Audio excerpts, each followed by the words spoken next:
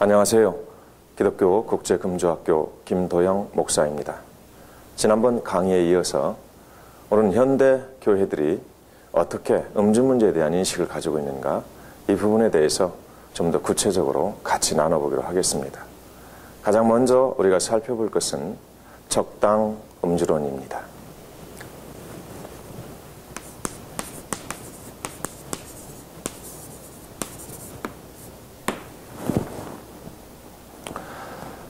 이 적당 음주론은 교회에서 성도들이 술을 조금씩 마셔도 된다, 아무렇지 않다, 이렇게 말하는 그런 유형입니다.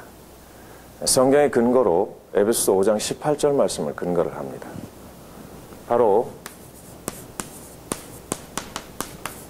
이 에베소서 5장 18절 말씀을 보면 술 취하지 말라, 이는 방탕한 것이니 오직 성령의 충만을 받으라, 이렇게 말씀하시는 것을 볼 수 있습니다. 이때에 취하지 말라 그랬으니까 조금씩 취하지만 않게 마시면 된다, 이런 식으로 이해를 하고 있는 것입니다.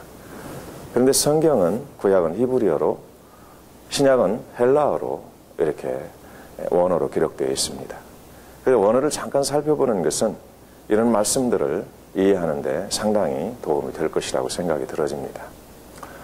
이때 에베소 5장 18절 말씀에 술 취하지 말라, 취하다라고 하는 말로 메드스코라는 말을 씁니다.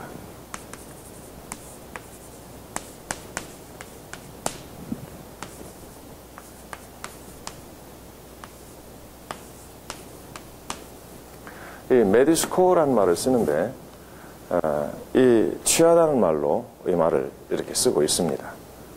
그런데 헬라어에서는 원래 심하게 취하다 또는 폭주를 하다, 술을 많이 마셨다, 소위 우리나라식으로 생각해서 취했다라는 말을 쓸 때에 또 다른 말로 쓰는 것을 우리는 볼 수 있습니다. 그것이 바로 오이노필리기아라고 하는 그런 말씀입니다.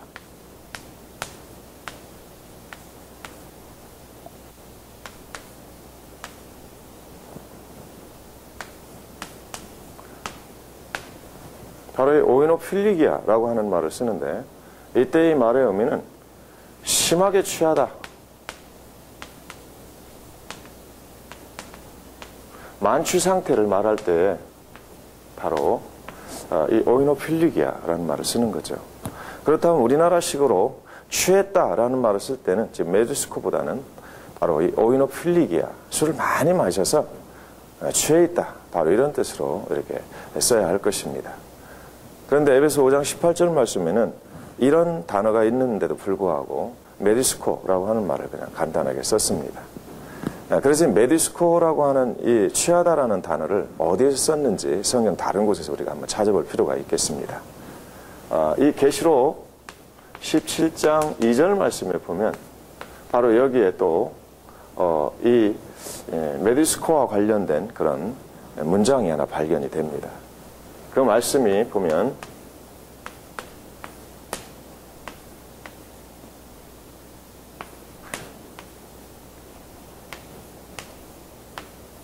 이 헤메르스 데산이란 그런 뜻입니다. 이 헤메르스 데산이라고 하는 이 말의 뜻은 이제 음행의 포도주,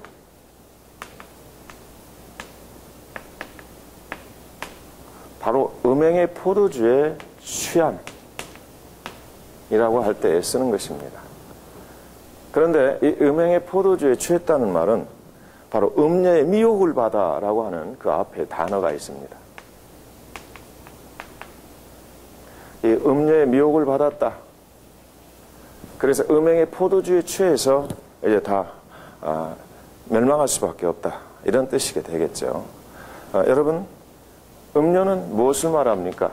하나님과 대적하는, 바로 하나님과 반대되는 그런 세력들을 말할 것입니다.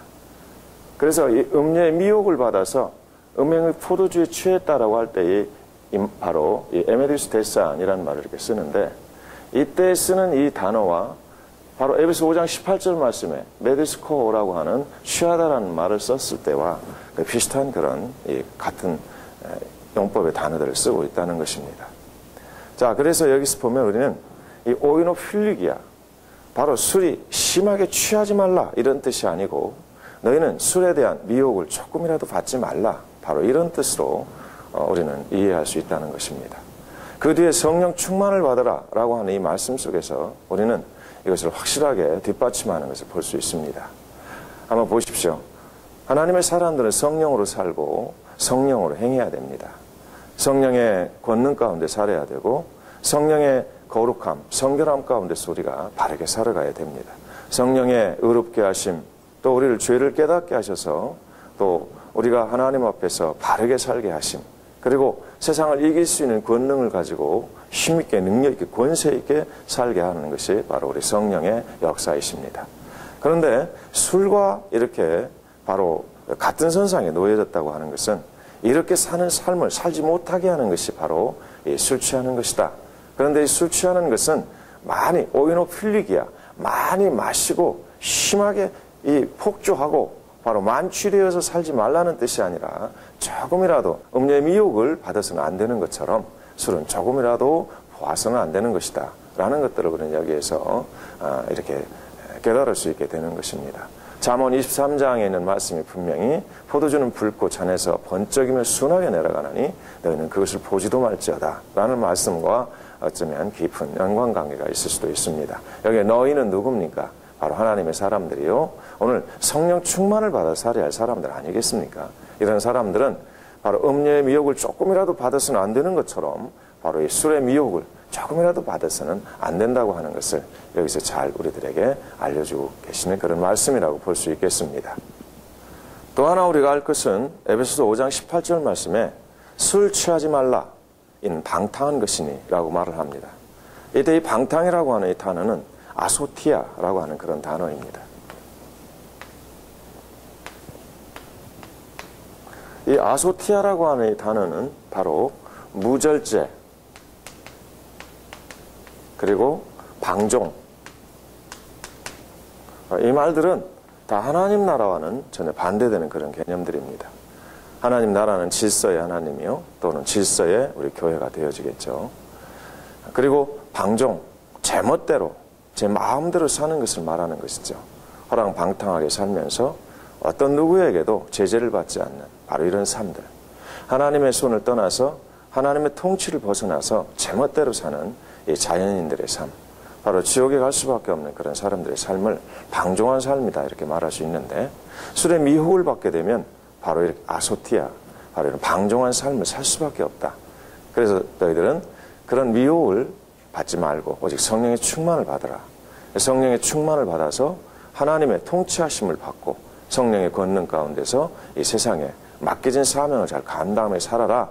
그리고 마음껏 성령 안에서 기뻐하며 즐거워하며 천국 소망을 가지고 힘차게 살아라. 바로 그런 의미가 될 것입니다. 다음으로 우리는 양심 음주에 대해서 같이 살펴보기로 할 것입니다. 어느 교회에서는 또 어떤 목사들은 하나님이 식물을 만드셨는데 바로 이 알코올도 하나님이 만드신 것이다. 그래서 꺼리낌이 없이 양심에 꺼리낌이 없이 마시기만 한다면 그것은 괜찮다라고 이렇게 말하는 사람들이 있습니다. 성경의 근거는 로마서 14장 20절 말씀입니다. 그래서 이 말씀을 보면은 식물을 인하여 하나님의 사업을 무너지게 말라 만물이 다 정하되 거리낌으로 먹는 사람에게는 악하니라 라는 말씀을 통해서 하나님께서 이 만물을 만드셨고 그 하나님이 만드신 만물은 모두가 선하다. 그래서 그것을 양심의 거리낌이 없이만 마셔라. 그러면 이제 그게 죄가 되지 않는다라고 이렇게 말을 합니다. 그러므로 말미암아서 여기에서 양심에 따라서 마셔라. 양심 음주입니다. 네 양심에 마셔도 괜찮아 이런 양심이 되거든 그냥 마셔도 된다고 하는 그런 말입니다. 방금도 말씀드렸지만 알코올은 하나님이 만드신 것이다. 그것도 하나의 식물이다. 그렇게 해석을 합니다. 그래서 거리낌으로 먹지만 않는다면 괜찮아 이렇게 말하고 또 생각하는 사람입니다.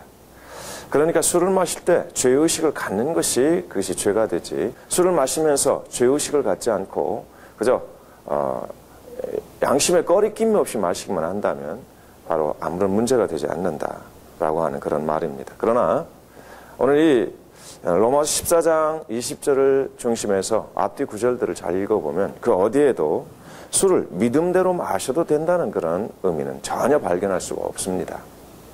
이 본문의 의미는 보면은 로마의 일상적习습관이 있습니다. 그들은 우상의 제물들을 이렇게 먹게 되는 그런习습관들이 있지요. 그런데 이때 모세의 율법을 근거한 문자적 금지 식품들과의 상충된 문제들이 많이 따라옵니다. 그래서 이러한 때에 너희들이 극단적 주장을 해서 그리스도의 복음이 어떤 식물 문제, 먹는 것 문제에 가려지지 않도록 조심해라. 바로 이런 의미로 이렇게 말을 하고 있습니다. 그런데 여기에서 인간의 필수 물질인 이 먹어야 되는 식물 문제를 안 먹어도 되는 또는 사람에게 해악을 끼치는 이 술과 이런 연관관계를 맺어서 설명한다는 것은 전혀 맞지 않는 그런 말이 되는 것입니다. 양심 음주를 주장하는 사람들을 보면 로마서 14장 20절을 말하기 전에 그 후에 또 로마서 13장 12절 14절 로마서 14장 21절을 상기해야 할 것입니다. 술을 마시는 행위는 이때의 어둠의 자식들의 일이라 이렇게 말씀하고 있는 것이죠. 정욕의 일이고 육신의 일을 도모하는 것이다. 그러므로 화학물질과 중독성 물질인 알코올이 함유되어 있는 포도주 이런 것들도 마시지 않는 일이 아름다운 성도의 본분이다. 바로 그런 것들을 여기서 말을 하고 있다고 하는 그런 사실입니다. 이제 지금까지 이렇게 살펴본 바에 의하면 양심 음주를 주장하는 것도 성경적 근거가 없다. 이렇게 말씀을 드릴 수 있을 것입니다. 술을 마시는 일은 오히려 어둠의 일이요. 어둠의 자식들이나 술을 마시는 거다. 라고 이렇게 말을 하고 있다고 하는 사실입니다. 그리고 정욕의 일이다. 이 정욕, 세상의 욕심의 정욕, 안목의 정욕, 이생의 자랑 이런 것들은 하나님 나라와 관계가 없지요. 오히려 세상적이고 마귀적이고 사단적인 것이 육신의 정욕, 안목의 정욕, 이생의 자랑인데 바로 그런 일이 된다라고 하는 것을 이렇게 말씀을 하고 있습니다. 그래서 이런 부분들을 바로 육신의 일 또는 육체 일 이렇게 성경에서는 말을 하고 하나님 나라의 거룩한 속성들과는 반대되는 개념들로 이렇게 말씀을 하고 있다고 하는 사실입니다. 감사합니다. 오늘 여기까지 여러분들과 나누었습니다.